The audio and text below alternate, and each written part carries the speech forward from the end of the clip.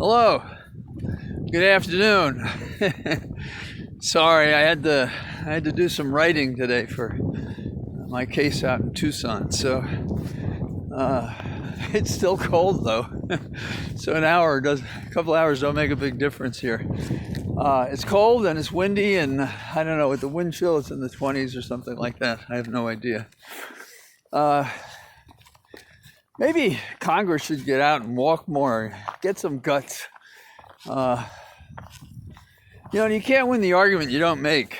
And it makes me sick at heart that you have an insurrection on the Hill, and less than a month after it happens, people say, I don't know if we want to convict the guy who was responsible for it.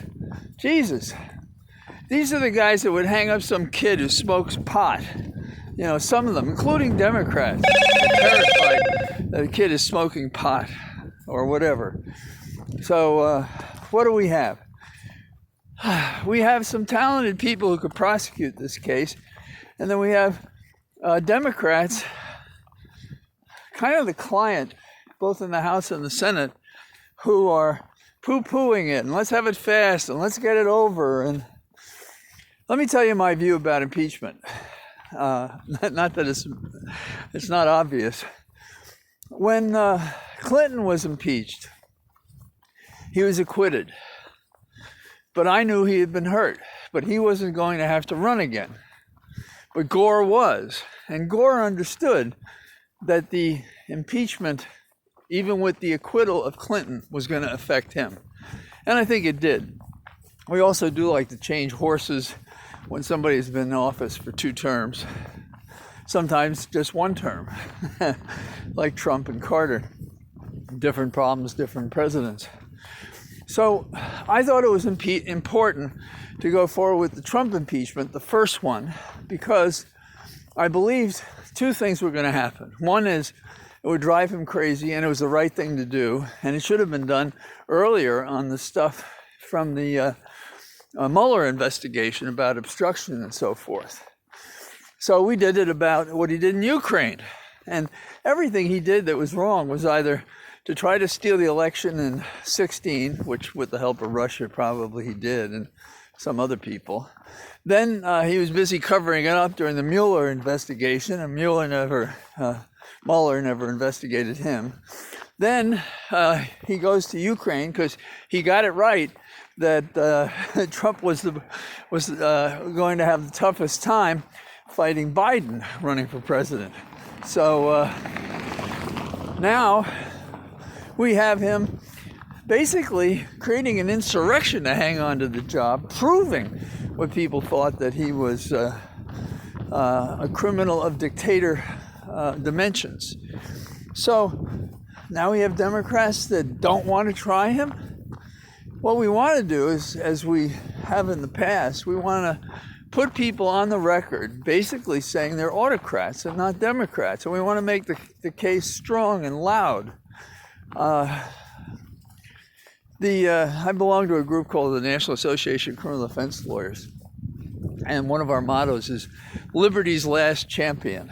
Now, you take a client who's unpopular for some reason and put the lawyer in the courtroom next to him, and you're not eating lunch with anybody else in that town that day. We need people that have standards and that they fight for them. We have them written down, and these politicians talk about them all the time, but I don't think they understand them. It was Aristotle said, nothing improves your aim like having a target. Well, how about a target that says, if you try to commit an insurrection and you succeed and people die and you've encouraged domestic terrorism across the United States, well, damn, you should go to jail. You should be impeached. You should be barred from running for office again. Why isn't that our national argument? And the answer is, we don't have enough courage in our legislative branch. And this has been true my whole life. All the revisions that have happened from when I was young and it was about the Vietnam War through every other event. If it wasn't for we the people, there wouldn't have been revisions and changes and improvements and advances. And you know who has a strong backbone? Biden. Every day feels like the I don't know. I don't want to say the ideal government, but like the model for how government should be. Press secretaries who can explain what's going on.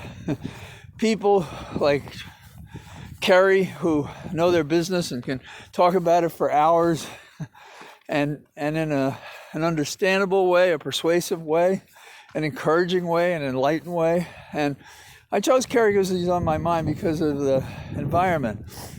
But we have to look at our members and say, look, show some guts. You being persuaded by Republicans to back off, these guys are the complicit enemies within. And if you're not fighting, who is fighting?